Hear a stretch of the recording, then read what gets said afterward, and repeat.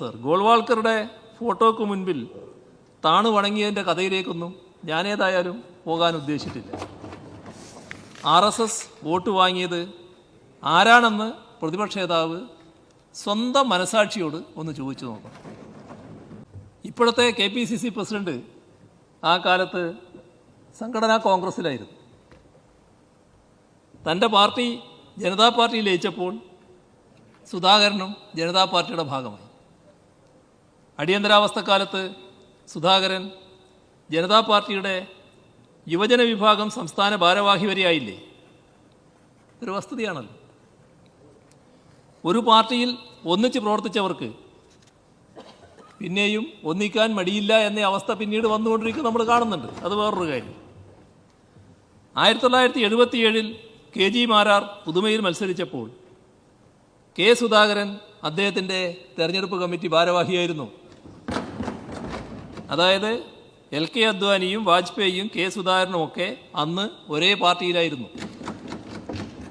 പ്രതിപക്ഷ നേതാവിൻ്റെ തിയറി പ്രകാരം ജനതാ പാർട്ടി നേതാവായ സുധാകരനല്ലേ RSS വിശേഷണം ചേരുക? RSSും സുധാകരനും ഒരു പാർട്ടിയായിരുന്നു.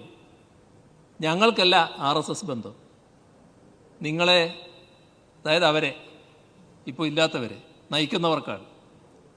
അതുകൊണ്ട് RSSനെ ഞാനുമായി കൂട്ടിക്കെട്ടാൻ നോക്കണ്ട.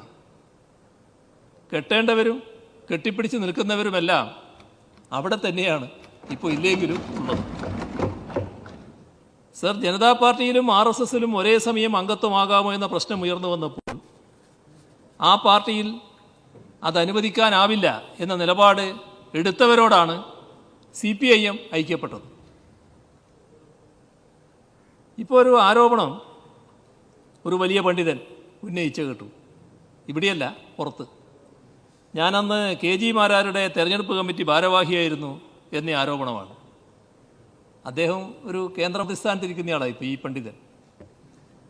ഞാനന്ന് കൂത്തുപറമ്പിൽ മത്സരിക്കുകയാണ്. കൂത്തുപറമ്പ് മത്സരിക്കുന്ന ഞാൻ എങ്ങനെയാണ് ഉദുമയിൽ പോയിട്ട് തെരഞ്ഞെടുപ്പ് കമ്മിറ്റിയുടെ ഭാരവാഹിയാകുക? സാധാരണ നിലക്കുള്ള കോമൺ സെൻസ് അതിനൊക്കെ നിരക്കുന്നതായിരിക്കണ്ടേ പറയുന്ന കാര്യങ്ങൾ. അന്ന് ഞാൻ നേരത്തെ പറഞ്ഞു തെരഞ്ഞെടുപ്പ് കമ്മിറ്റിയുടെ ഭാരവാഹി K. സുധാകരനായിരുന്നു. ജനതാ സർക്കാർ രൂപീകരണ ശേഷം ഇരട്ട അംഗത്വ പ്രശ്നം വന്നപ്പോൾ ജനസംഘം പ്രവർത്തകർ ജനതാ പാർട്ടി വിട്ടിറങ്ങി. ജനസംഘം നേതാക്കൾ RSS ബന്ധം തുറന്നപ്പോഴല്ലേ 1980 ജനതാ പാർട്ടി പിളർന്നത്. ദ്വയാംഗത്വ പ്രശ്നത്തിൻ്റെ പേരിൽ മൊറാർജി രാജിവെച്ചു. ചരൺ സിംഗ് സർക്കാർ അധികാരത്തിൽ വന്നു. അതെല്ലാം കഴിഞ്ഞാണ് BJP രൂപീകരിക്കപ്പെട്ടത്. ഇതൊക്കെ രാഷ്ട്രീയ വിദ്യാർത്ഥികൾക്ക് മറക്കാൻ കഴിയുന്ന കാര്യങ്ങളല്ല. കേരളത്തിലെ തെരഞ്ഞെടുപ്പ് ചരിത്രം 1977 തീരുന്നതുമല്ല. തൊട്ടു പിന്നാലെ 1979 4 നിയമസഭാ തെരഞ്ഞെടുപ്പുകൾ നടന്നു.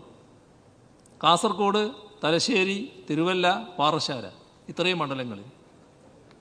ആ തെരഞ്ഞെടുപ്പിലാണ് സഖാവ് EMS, ഞാൻ ആ യോഗത്തിലുണ്ട്, ആ പ്രഖ്യാപനം നടത്തുമ്പോൾ സഖാവ് EMS പ്രഖ്യാപിക്കുമ്പോൾ ഒരു RSSകാരൻ്റെയും വോട്ട് ഇടതുപക്ഷത്തിന് വേണ്ട എന്ന് പ്രഖ്യാപിച്ചു.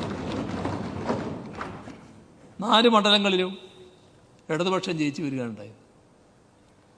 തൊട്ടടുത്ത വർഷം 1980 ലോക്സഭാ നിയമസഭാ തെരഞ്ഞെടുപ്പുകൾ ഒരുമിച്ച് വന്നു.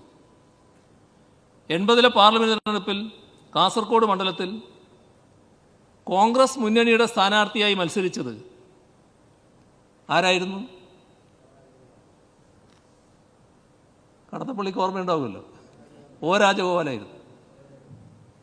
അവരില്ലാത്തതുകൊണ്ട് അതിപ്പോൾ ചോദിക്കാൻ പറ്റുന്നില്ല. സർ, അന്ന് കോൺഗ്രസ് RSSകാരന് വേണ്ടിയാണ് വോട്ട് തേടിയത്, മറന്നുപോയോ? എതിർ സ്ഥാനാർത്ഥിയായി രംഗത്തുണ്ടായിരുന്നത് CPIMലെ രാമൻറിയായിരുന്നു. 73,587 വോട്ടിൻ്റെ ഭൂരിപക്ഷത്തിനാണ് രാമൻറി അന്ന് ജയിച്ചത്. സർ, 1980 നിയമസഭാ തെരഞ്ഞെടുപ്പിൽ പെരിങ്ങളം മണ്ഡലത്തിലും ഇതേ അനുഭവമുണ്ടായി. കോൺഗ്രസ് മുന്നണിയുടെ അന്നത്തെ സ്ഥാനാർത്ഥി സാക്ഷാൽ KG മാരാറായിരുന്നു പെരിങ്ങളം മണ്ഡലത്തിൽ.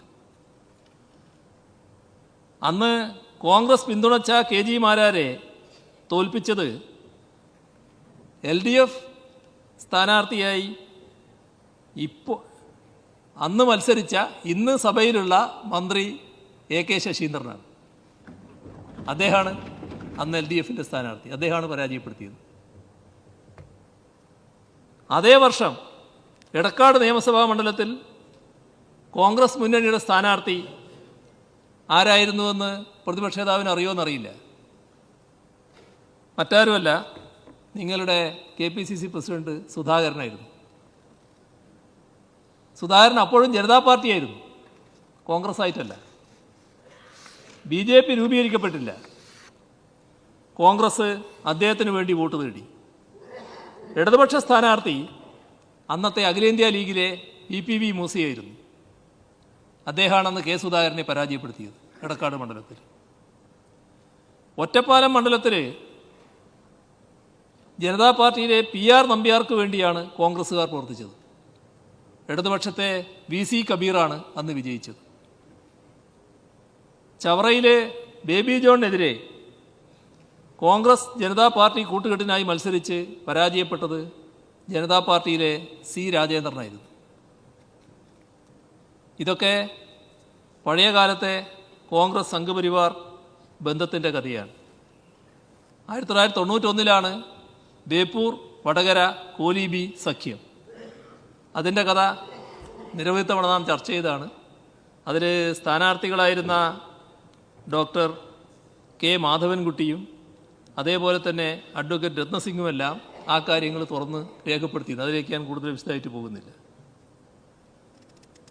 ഇവിടെ ഇതൊക്കെയാണ് തൽക്കാലം പറയാനുള്ളത് സർ. ഗോൾവാൾക്കറുടെ ഫോട്ടോക്ക് മുൻപിൽ താണു വണങ്ങിയതിൻ്റെ കഥയിലേക്കൊന്നും ഞാനേതായാലും പോകാൻ ഉദ്ദേശിച്ചിട്ടില്ല. RSS വോട്ട് വാങ്ങിയത് ആരാണെന്ന് പ്രതിപക്ഷ നേതാവ് സ്വന്തം മനസാക്ഷിയോട് ഒന്ന് ചോദിച്ചു നോക്കണം. ജനാധിപത്യവും ഭരണഘടനാ മൂല്യങ്ങളും കോൺഗ്രസ് ചവിട്ടി മെതിച്ചപ്പോൾ അതിനെതിരെ രാജ്യത്താകെ ഉയർന്ന വികാരം പങ്കിട്ടു എന്നത് വോട്ട് കൈമാറ്റമായി കോൺഗ്രസ് ഇന്ന് തോന്നുന്നുണ്ടാകും. ജനാധിപത്യ സംരക്ഷണത്തിൻ്റെ ഭാഗമായിരുന്നു.